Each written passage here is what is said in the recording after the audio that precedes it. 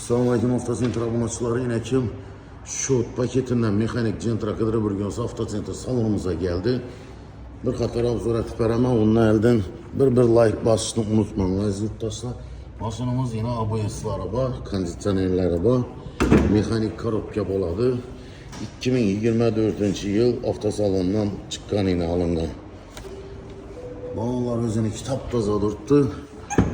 Kuzub kraska kısmında bir yerinden bir kırçık, bir küçüktin daş değgen yerler hem yok.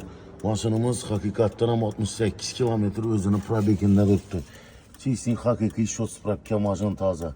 Sizden abagrevileri var, bez magnetofon bulup çıkan. Yurttaşlar kime kızıqallı olsa, narxını 150 milyon son naqd plat koyup verdik. İkilemçi kredite kim kızıqıb durğan olsa, geçenizde üstünde hesap kitabını çıkarıp veremiz. Mənzil Xanqa yolu 9-nun axırı Avtocenter salonumuzda durdu.